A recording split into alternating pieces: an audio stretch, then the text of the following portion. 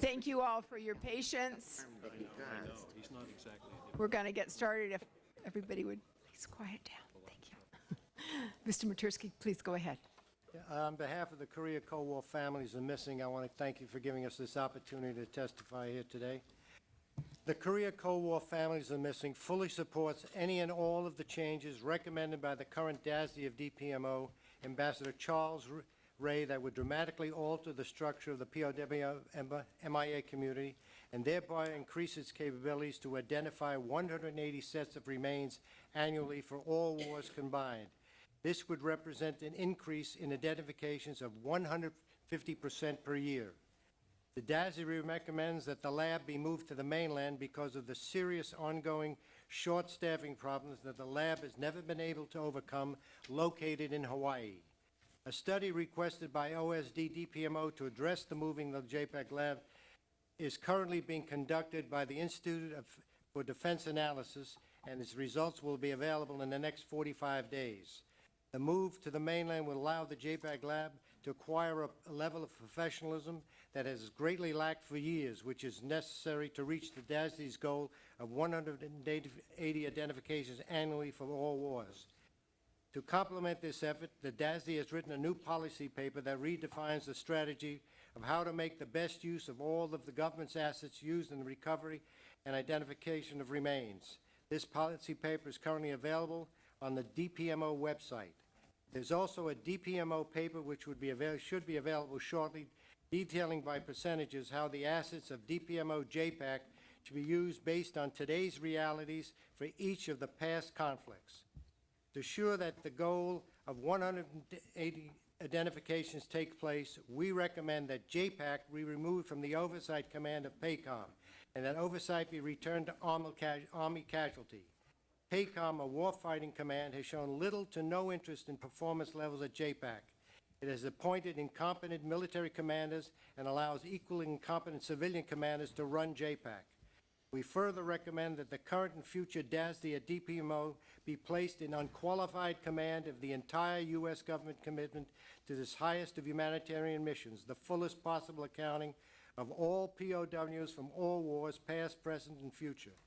DPMO is fully capable of overseeing all aspects of this mission, since it is its only mission. If these changes are implemented, the Korean War families will finally have what they've long been lacking: an identification team working full-time on the 853 unknowns buried at the Punch Bowl Cemetery in Hawaii, where with recent advances in scientific identification has been determined that as many as 400 of these unknowns could be identified. A forensic team working full-time on the 540 sets of remains from the Korean War that have been warehoused at JPAC mostly since 1993. A full-time investigative and recovery team working in South Korea instead of the limited number of operations we have now due to the serious lack of qualified personnel at JPAC. This team should also be there to work with the South Korean version of JPAC, known as MACRI, to ensure that no U.S. remains recovered are accidentally disposed of as they have been in the past.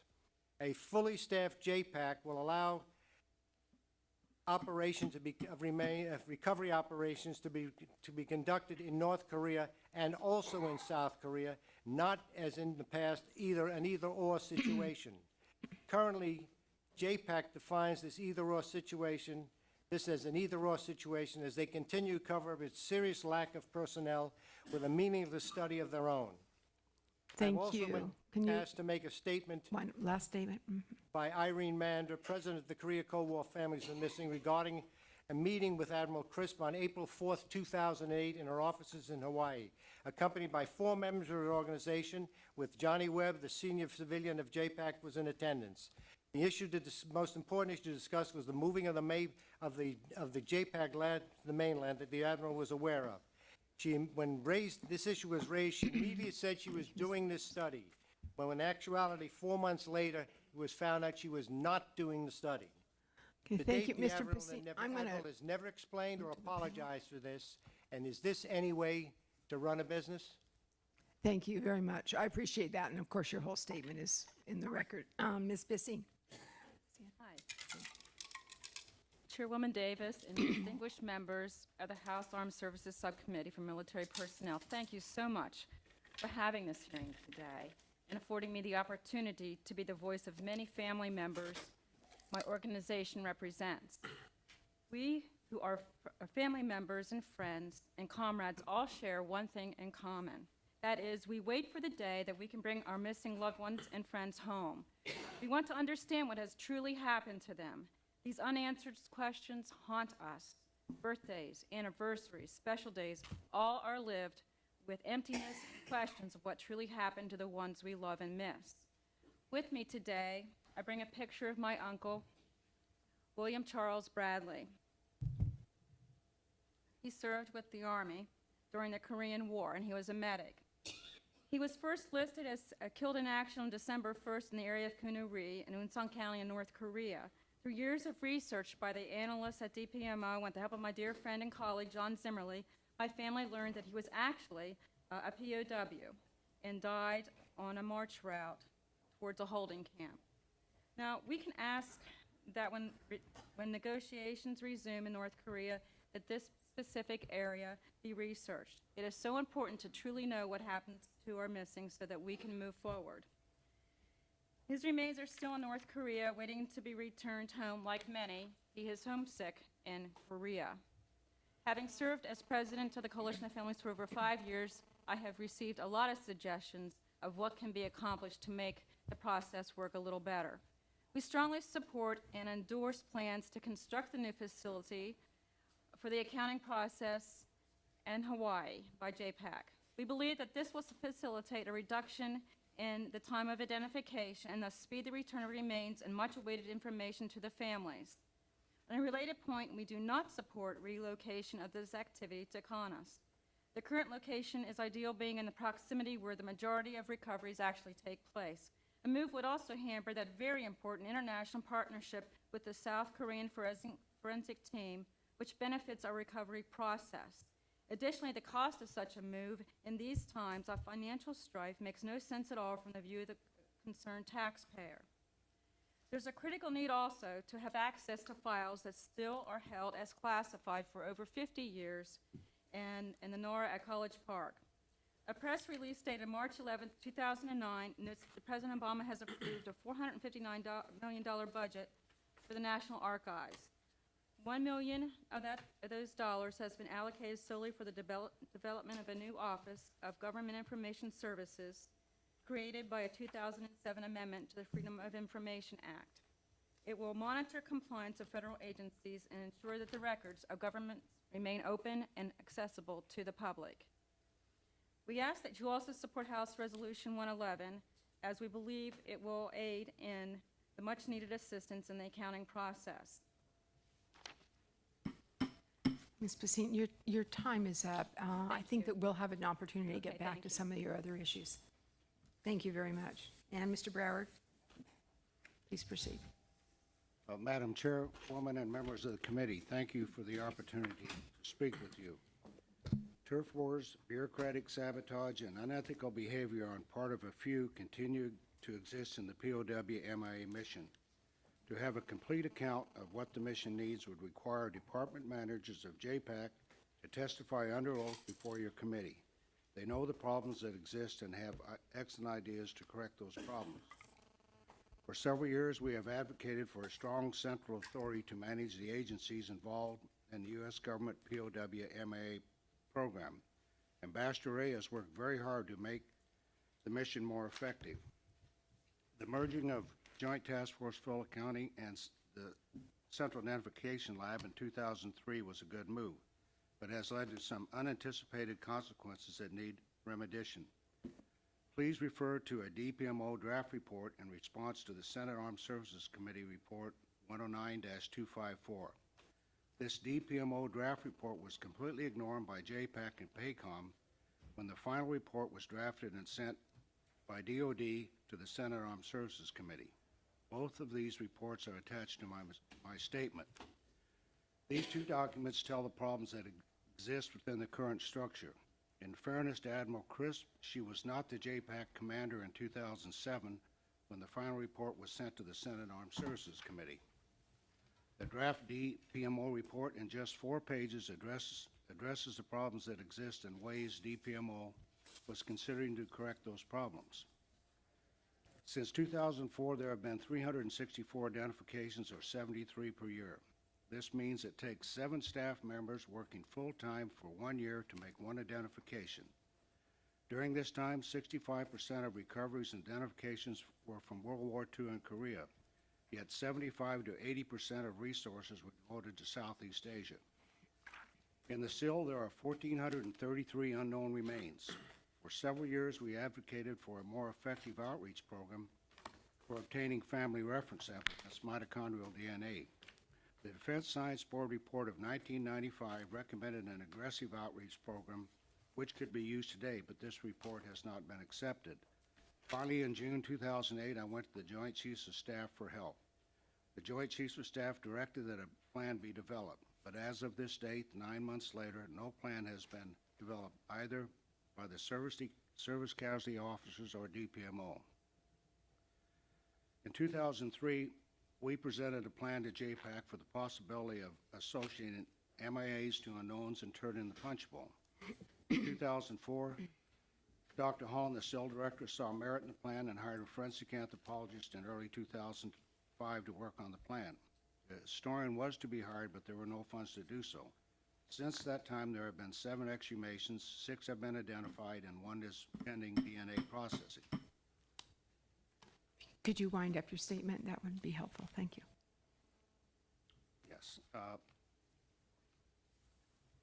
25 additional possible associations of MIAs to unknowns in the punch bowl have passed the preliminary dental screening.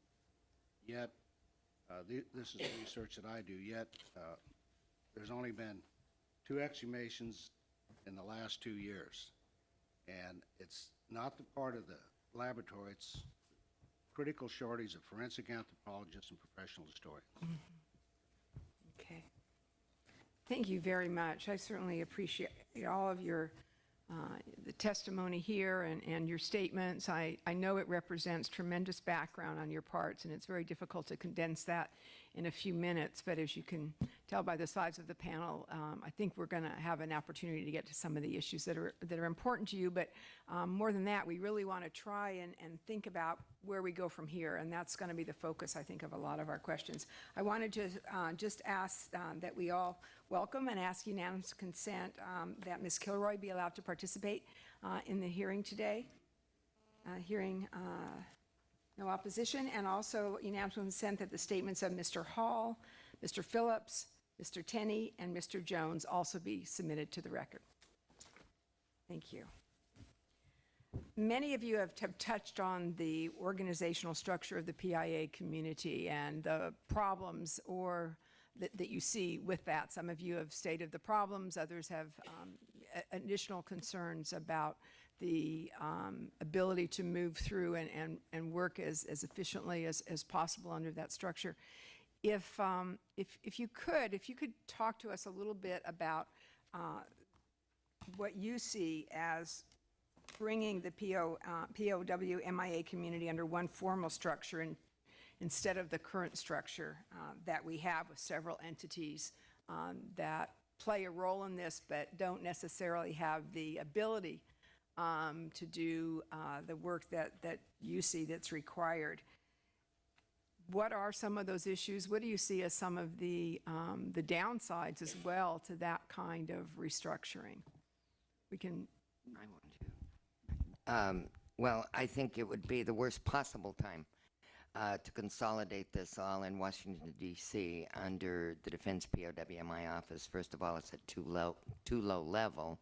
But secondly, I've never, in all my 30 years as executive director and umpteen trips to the field with the operators who are conducting the missions there, I have never yet seen as high an operational professionalism supported by tremendous assets and resources. Not enough. And that is exactly the wrong thing to do, is to have a political-based organization that is supposed to be policy guidance and oversight, handling operations, that Admiral Keating, the current PACOM commander, has been very supportive of in all his testimony to the House and to the Senate. And yes, there are budget problems with that, and that is the reason that I was suggesting at least a 1/3 plus up in JPAC's budget, but to ensure that increasing anything in Southeast Asia in no way jeopardizes anything on World War II, Korea War, Cold War. We need to increase, not have one set of circumstances in competition with another, but under no circumstances bringing operations into Washington, D.C. to cost more and charge more in terms of bureaucracy. Let me see if anybody else wants to respond to that, because I think there are differences. Mr. Metersky? Yeah, there's serious differences. Obviously, I wouldn't have any problem if 75 to 80% of the assets were being directed in my, in what I advocate. Then I would, would be great. But the problem is, no matter how much money you throw at JPAC, how many buildings you put up, they do not have the table of organization that they're supposed to have. And to that end, they've never provided anyone when it was requested a table of organization to show you what their level of personnel is. They cannot, what I mentioned in my statement, they can't do the job because they don't have the personnel. I don't care how much money you want and who you put in command. If you don't have the personnel, it's meaningless. And structured in Hawaii, it'll never do justice for World War II, Korea, Cold War. Yeah, there's a narrow political and personal agenda which is directed in one area. And that's what has just been testified to. But if you don't make those structural changes and in command, Admiral Keating didn't even know who Johnny Webb was, who's supposed to be the senior civilian commander at JPAC. And if someone in this panel can testify to that. I can tell we're not going to have no, I understand that there are real differences coming out of your experiences. Would anybody else like to weigh in? And any thoughts? I mean, how do you see really Well, I think resolving it's some of important these to questions? understand it all started with the Vietnam War. If it wasn't for the Vietnam War, we wouldn't have the organization, the personnel, and the assets and resources devoted that are today. They have not been plussed up in personnel and funding to the extent that they are expected and should pursue answers on the other wars. Frank is absolutely right. There are inadequate numbers of personnel and funding for the expanded mission.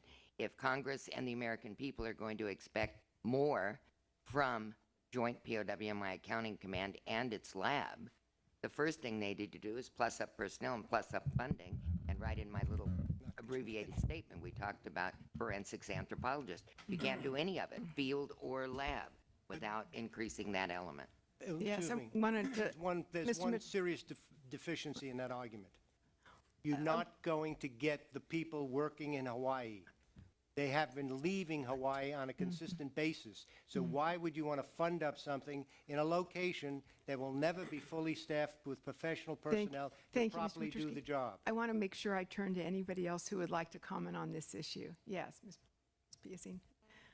I think what's important here is to focus on how, again, we can make this a better situation and really do what is necessary for the accounting effort. I think that we really need to also look at the most current progress that JPEC has made.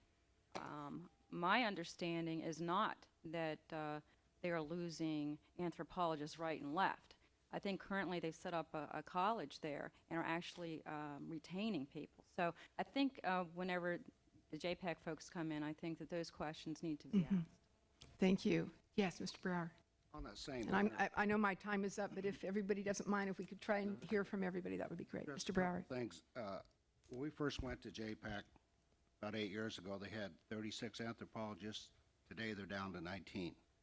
We've been going there for about 100 days a year doing research. To keep forensic anthropologists there, I don't think it's possible because the attrition of them coming back to the mainland to be with their colleagues and for better jobs is just going to happen. The first thing that you asked was, how can you make these agencies work with 3 different commanders that's virtually impossible. You need somebody in charge. You have a 4-star, a 2-star, and then Ambassador Ray. Ambassador Ray makes the policy, but to get JPAC to carry that policy out, when there's a 4-star in charge, that's virtually impossible to be observed over the years. That's what I'd say. Okay, thank you. I appreciate that. I'm going to go on to Mr. Wilson now. I'm sorry, was there anybody who really wanted to weigh in? I just wanted to weigh in that I think, the military can figure things out when they actually do look at what is the mission and what requirements need to be put to it. But there are problems with turf. And so what I'd ask for is that you look at how you do that and have a good study done of it, which really will match the resources to the identified requirements and structure it that way. But it hasn't been done in ages. Thank you, Mr. Wilson. We can, the VFW doesn't subscribe to the theory or the position of moving everything to the mainland. When over 90% of the investigative and recovery operations for all wars are in the Pacific region. That's just one addition to, and I agree with Ann Mills Griffiths on her statements also. Great. Thank you very much. I'm going to move on to Mr. Wilson. Thank you very much, and thank each of you for your dedication. It's very impressive to me on behalf of our veterans and persons who haven't returned, how dedicated you are. A question for each of you. You have made several recommendations on how the personnel accounting process should be improved. Going back to my opening statement, I believe we must make changes in the personnel accounting system that will dramatically increase the number of annual identifications by a factor of 3 to 5. Achieving this goal would mean an annual identification. These annual identifications would go from 76 per year to 230 to 380 per year. If that significant increase in identifications became one of the goals of the personnel accounting process, what are the 2 or 3 most important changes beyond the obvious need for more people and resources to the status quo that you believe would have to be made? I think some of the steps that Admiral Crisp has been taking, and someone just alluded to, the new JPAC Academy that Dr. Bob Mann is leading. It is in Hawaii, and Admiral Crisp has developed several programs for recruiting recent graduates in forensics anthropology, for compensation, for education. You'll have to ask her all the details. What I know is that in my many trips out to talk with the anthropologists, including the younger generation, new recruited anthropologists, the people out in the field, there were 5 that we talked to just on this one trip when we went out to the field in Laos, 4 or 5. But they love their jobs, love deploying to the field. Now, yes, they shouldn't have to deploy as much as they do, and yes, we need more anthropologists and other odontologists, different kinds of scientists to participate in these things. They don't all have to be PhDs. But this new JPAC Academy, therefore, including exchanges with a Thai university in Khon Kaen, they're going to be getting constructive credit.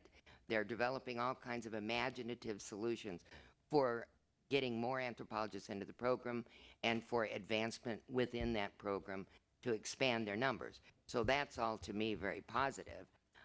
And I think that absolutely is crucial to the identification process.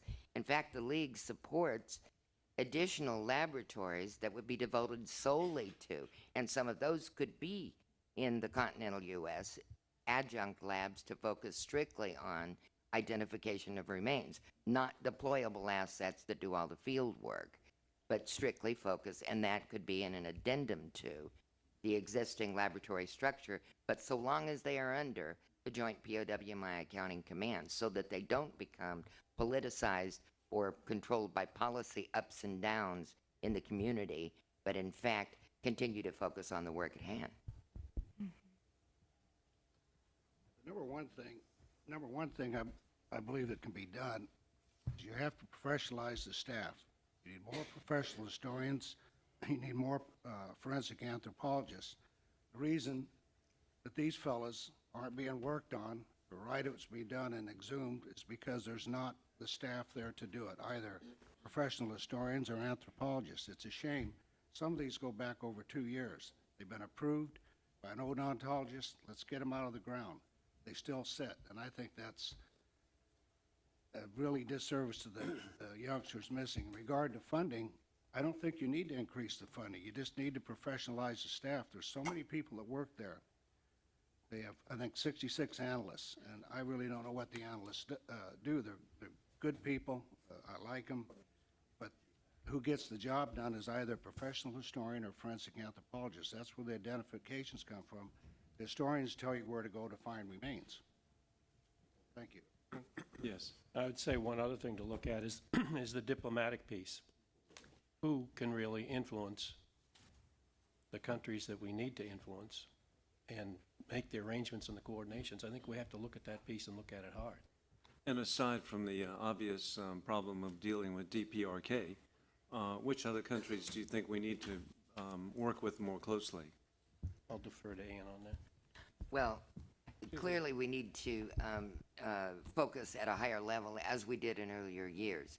I don't know that we even have. I've been gone for 2 weeks to Asia, but Assistant Secretary, that level of intervention on this issue in all the countries, including Russia, North Korea obviously is a problem, but Vietnam, Laos, Cambodia, but it needs to be engagement on a humanitarian basis regardless of all the political and other issues, to push for the kind of priority by those governments to give what they can in response. Because we just learned that the certification decision on Vietnam is being dropped in Congress, so that there's no longer a reason that the administration will have to certify that Vietnam is doing what it can and cooperating as they should to unilaterally provide records.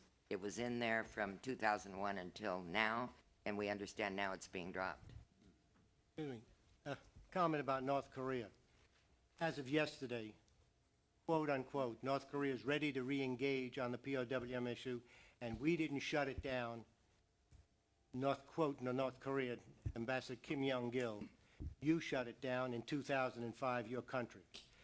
So as far as getting back into North Korea, it's a U.S. decision. And that's, that's the fact. You will never increase recovery remains and identifications if you do not have the personnel. I don't care how many buildings you put up, but if you want to find out for yourself, that I've been telling this committee for a long time now, go to Hawaii and talk to the personnel on the ground. You'll find out that a lot of what you're hearing supposedly being done, quote unquote, by Admiral Crisp is just a smokescreen. Nothing positive has come out of any of her recommendations. And I will go testify under oath to this. And if you go out to Hawaii, you will get the answers you need to make an intelligent decision. Thank you. I'm going to move to Dr. Snyder. Thank you, Mr. Wysong. During the vote, I took your written testimony with me over to the floor, and I was intrigued by the comment. I'm not familiar with the U.S.-Russia Commission, and lo and behold, there was the speaker, and she was talking to someone, but her staff person was standing there, and I said, yeah, I'm going to give you, and I took along your written statement to Mr. Riley. You mentioned it also, and I opened the page and said, these folks just testified that there's an unfilled position here, and the staff member I talked to who's been around here for a while, he said, we have a list. She receives a list of all the statutorily authorized appointments, and he says this is not on that list, and he's going to look into it. It could be an oversight, and you think about it, elected officials love to appoint people. I mean, there's no reason for her not to do that. This would be these kinds of things mean something to her. So anyway, one of her staff members has your written statements, the two of you in his hand, and so when we get back from the spring recess, we can follow up on that. But he said, he seemed to be very familiar with it. He said, these are not, he said, I've seen the list, I have the list of appointments, and this is not on that list, so we'll follow up on that. Thank you for that quick action, sir. Oh, yeah, well, every once in a while. I just want to give just an open-ended question. Maybe we'll start with you, Mr. Broward. I would like for you, each of you, to tell us how you got involved in these issues, and what do you tell people about why this is still important. I mean, we think it's important, but I suspect you run into people in your, that your friends back home who say, well, that's a long time ago.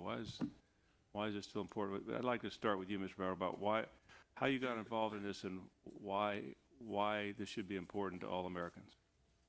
I got involved when I learned that there was such an organization, excuse me, called CELHI.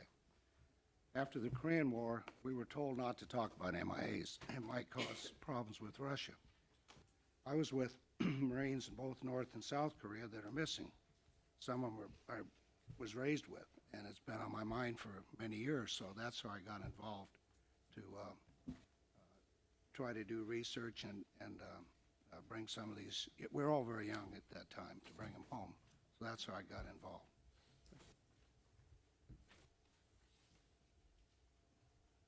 Thank you for this opportunity.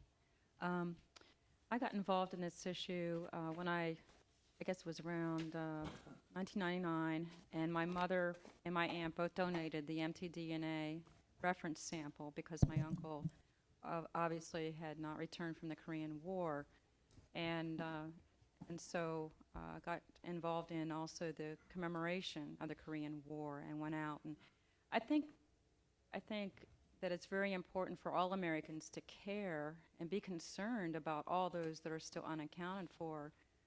For one thing, every day when they get up and they have all these freedoms, they need to remember that those people have given the ultimate sacrifice. They are not back home with their loved ones. And I would just like to see not just my uncle, but everybody be able to give all of their loved ones the type of a funeral that they are so deserving of. And also, we have to also remember that all those people that are out there serving right now and intend to serve in the future, that, how can we send them out if we're not doing what we always have promised, not to leave anybody behind? It is our obligation, it is our duty to account for every single person that is missing. Thank you. Myself, 25 years ago, I was sitting in California, and I opened the paper, and there was a Vietnam demonstration to their credit advocating the POWMIA issue.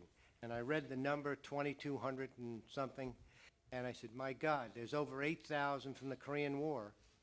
What's wrong with the Korean War MIAs? Where is anybody advocating? The following Monday, when I returned to New York, I picked up the phone, and the rest was history. And that's how I got involved. I'm a Korean War veteran. I have memories of carrying dead out of Korea that I've lived with for over 50 years, and I've been advocating for the Korean War MIAs. And if we don't do the right thing, it sends a message to our men in uniform. Hey, once you're gone, you're forgotten. And that's not what this country is supposed to be about. This issue actually was started in 1954 by government commitment to the men who died for this country. We owe them for their commitment and the ultimate sacrifice to do whatever we can to get the fullest possible accounting from all wars. Ms. O'Shea? I got involved, like many other people, in the late 60s and early 70s by buying a POWMIA bracelet. And I drew the name, it was luck of the draw, of a young Army sergeant who had disappeared. And back then, in my naivete, I believed that he was, just one person. It was an isolated incident. And as I came to learn, he went missing with 3 other men, and I thought to myself, 2 other men, I'm sorry. And I thought to myself, how is it possible that the Army could lose track of 3 men at once? That's how naive I was. And I would come to learn that, whole teams and whole aircrafts would simply disappear with no evidence of what happened to these men. And I decided I was going to find out what happened to this particular individual, and I started researching. Eventually, I joined the National Alliance of Families when they formed, and I continued my research with them. We did learn, and my guy and his 3 teammates were recovered. They're resting at Arlington now. And in fact, it was 11 years ago this month that we came and buried them at Arlington. And that's something every family should have. It's a commitment we owe to every fighting man that we will bring them home. And I am sad and I am embarrassed to say it is a commitment our government has not lived up to. We see today that looking back, it would have been so easy after World War II to recover the men missing, especially in the South Pacific, because we're finding aircraft relatively easily and pretty often in the South Pacific. If we had taken a harder stance at Panmunjom and demanded our POWs, if we had taken a harder stance on the intelligence of POWs crossing into the former Soviet Union and China, perhaps we all wouldn't be sitting here today. A lot of the families would have the answers. They deserve the answers, and we're going to keep pushing at Congress. Sorry, but we're going to keep pushing, and we're going to be seeking the answers. We're seeking declassification because in spite of what you have heard, all the information is not declassified and available to the families. Thank you. Thank you. I became involved in this doing research on my uncle. What I found out was my uncle was shot down, had burns on 90% of his body, taken POW, received beatings on top of that, and died in the prison camp weighing 80 pounds. After the war, his remains were placed on a C-47 with other POW bodies, and that C-47 went missing with the POW bodies. However, what I found was a bigger picture that there were 78,000 men who had their own stories to tell. When I started going to the family update meetings, I was told, you know, and I questioned, why is nothing being done for World War II? I was told I would have to form a family group if I wanted anything done. And that's what I did with other family members. A big problem World War II families have, our records are still classified. The X-Files are not open, although I found out we're now opening the X-Files. And World War II families have to do their own research, provide documentation to take to JPAC before anything can be done. We have to do our own research and provide the documentation, photos, and all of that before they'll even look at a case. And that shouldn't be the case. The family members should not be paying out of their pocket to fly over to another country to find their relative in order for Congress to do something to bring our men home. Thank you. My brother's been missing in North Vietnam since September 21st, 1966. To be a member of our organization, that has to happen. I took over from my father, who was a former executive director, and after a couple of years, I've been executive director now since 1978, so over 30 years, and have been to Vietnam, Laos, and Cambodia countless times, and was a member of the interagency group, which I believe Mike or Phil one referred to, with a top secret clearance that was discontinued in 1993. So even though we probably won't ever get anything on my brother, I believe in this obligation, and I think the League's legacy is important to ensure that those who serve now and in the future have the absolute confidence that our government won't walk away from trying, though not everyone will ever be accounted for, and we all know that. Well, we work for an organization that since 1919 has been concerned about taking care of our brethren. From a personal standpoint, I can tell you I can't imagine not having assurance in my mind that in fact my country is going to follow and take care of me whether I'm dead or alive, having been in combat and thought about that. You're scared to death of becoming a POW, but you're also, I mean, your frame of mind, if you didn't think your country was going to get you back to your family one way or another, it's just unimaginable to me, and I think it would absolutely cut at the core of our ethic. And we're lucky that we have people that go out and do what they do, but this is a big part of it. As a Vietnam veteran, this issue has always been important to me, but it really came to light back in the late 70s when and sent me a bumper sticker that said, "Hanoi, release our POWs, MIAs," and I really got involved in it. And since coming to Washington and working for the VFW, this has been an issue under my directorate. But the VFW has been concerned about our missing for many, many years. We have traveled, our national officers and Washington staff have traveled to Vietnam, Laos, and Cambodia every year since 1991 to press the governments, the host nations, for better cooperation and to allow us more access to their military archives to find the answers. Over the last 5 years, we have traveled to the PRC, the People's Republic of China, spoke with their ministers of defense, ministers of foreign affairs, to press upon their government for better cooperation. To Russia the last 5 years, to meet with their high-level government officials, to press upon them the importance of this issue and how important it is to the American people. And I believe the common thread here, why is this important? The common thread between all of us is the answers for the families, to bring closure to the families, okay, and to send the message, as I said in my oral, to the men and women serving today, that you will not be left behind. Thank you all for your time. Thank you, Madam Chair, for your indulgence. Also, Mr. Wysong, it is reassuring as elected officials to know the power of a bumper sticker. So, thank you all for your eloquence. I appreciate you. Thank you. Mr. Johnson? Thank you, Madam Chair.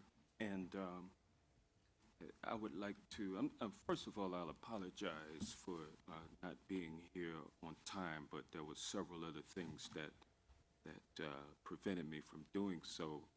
But I'll tell you, and I don't fully understand what with you or your family members or those that you represent, that the kind of trauma that it's only natural for people to have when they can't properly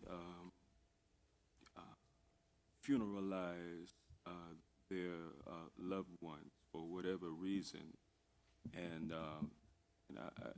I'm gaining a better understanding as many people here in Congress will continue to do, particularly as we hold these oversight hearings. And I'd like to point out to you, if it has not already been pointed out, that this is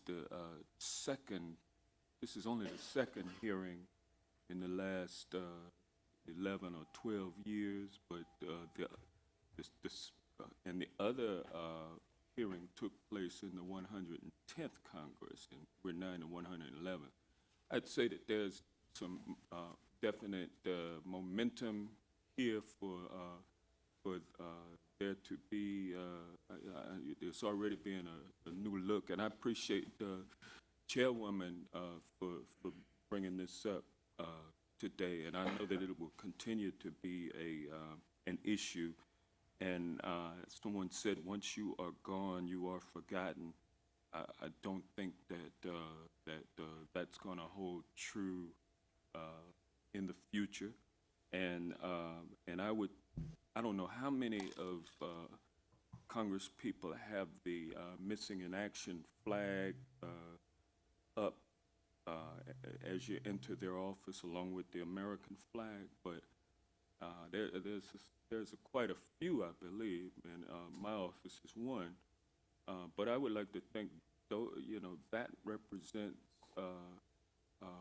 people on both sides of the aisle who are attuned to this issue, and so yeah, I'm sure that it'll get more coverage. I appreciate you all for keeping the issue alive, and because it's something that I'm sure the people who are directly affected, need advocacy so that we can bring them, and I hate to use this word because it's so overused, closure. So that's. I have no questions. Okay. Madam Chair. Thank you for your comments, Mr. Johnson. Ms. Kilroy. Thank you, Chairwoman Davis, and thank you, members of the panel.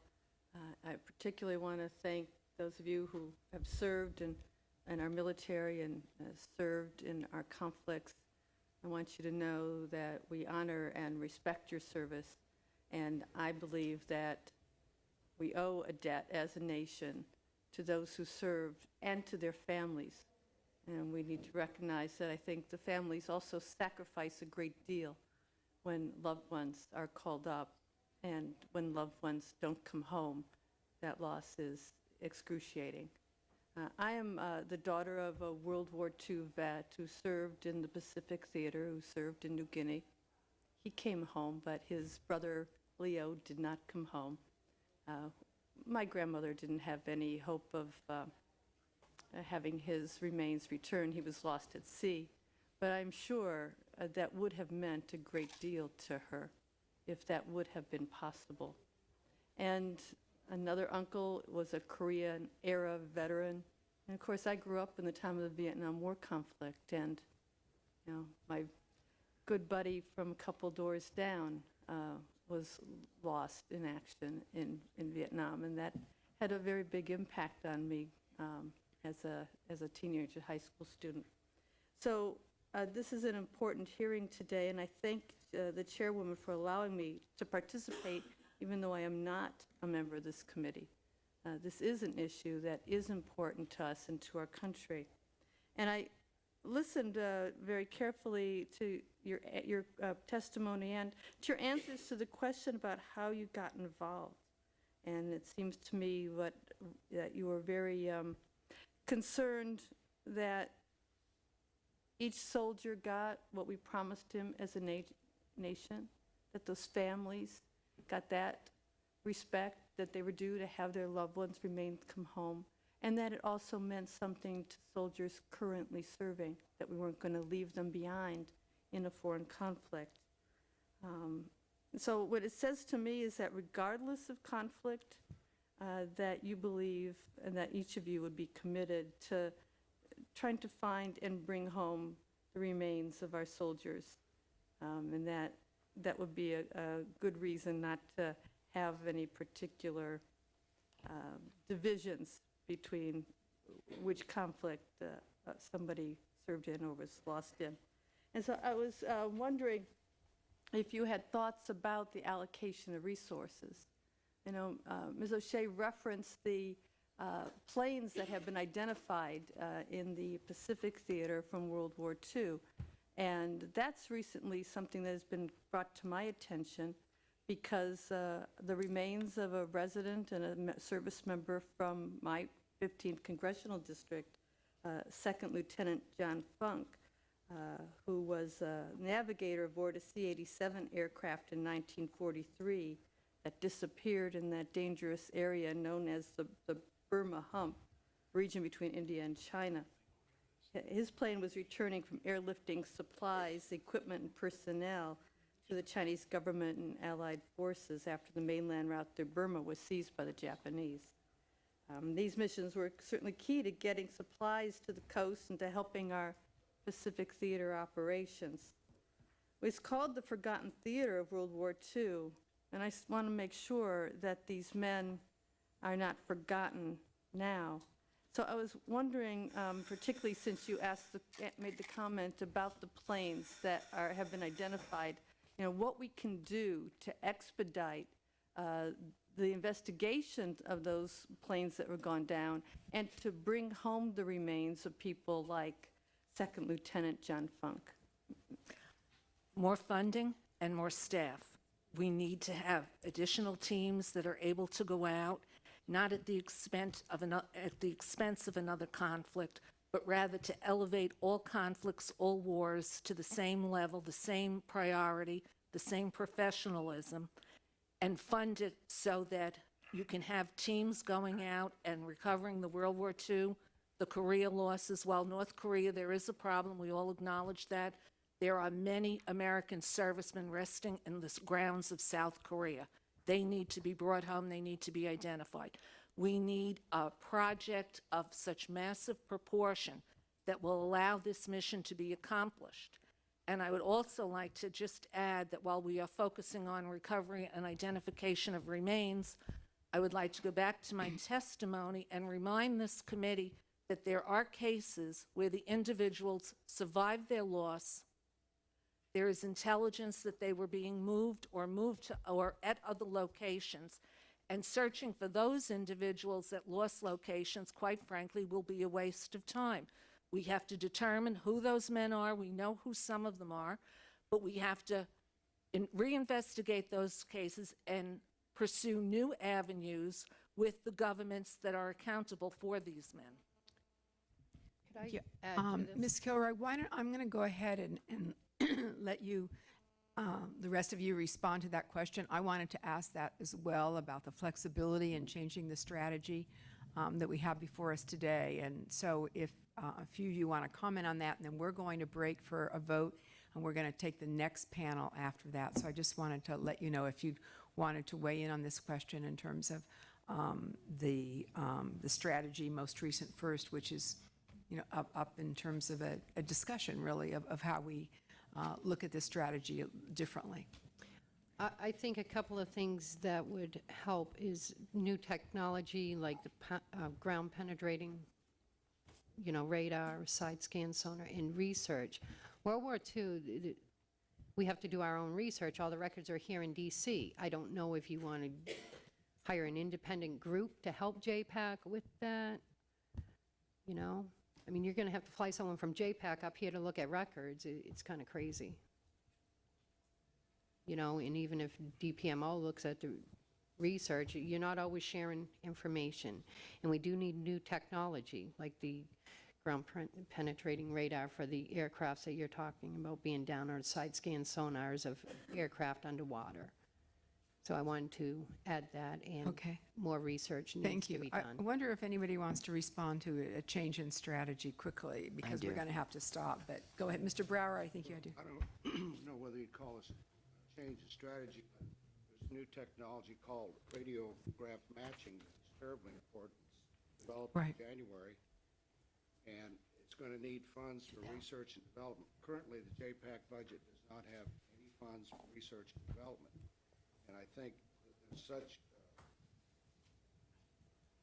possibility of identifying so many new or unknowns with this new matching, radiograph matching technology, that it's really going to need some attention, both for hiring forensic anthropologists and historians to work with this new technology, but they're going to need funding to develop the software. What I wanted to say is quickly, and agreeing with the technology, there have been significant advances.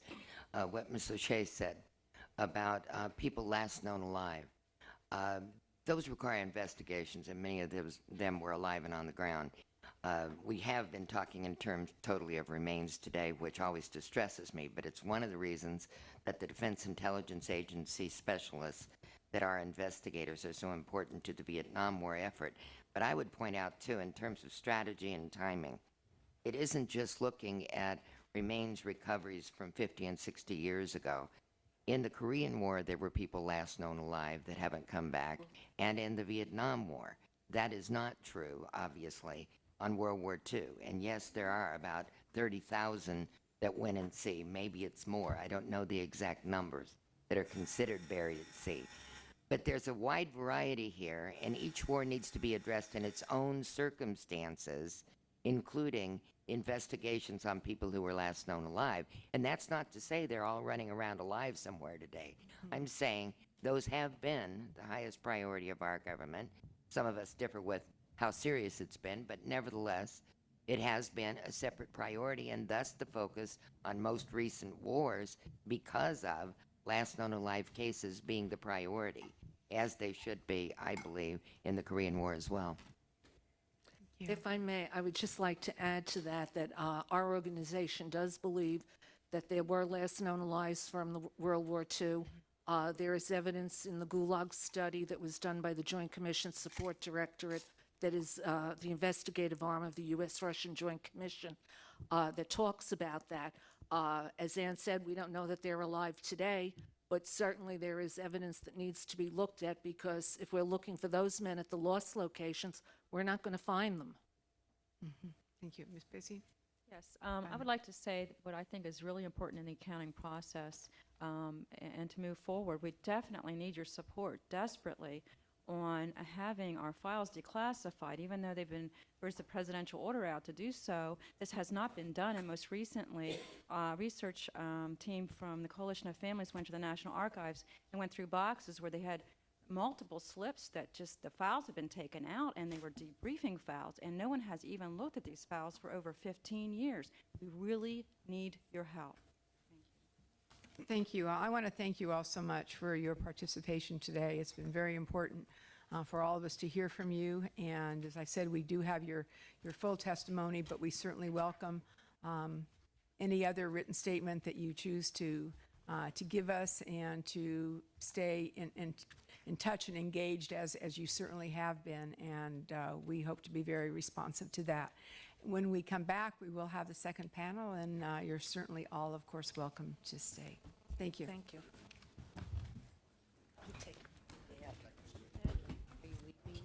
No, I want to take the second. Oh, thank you.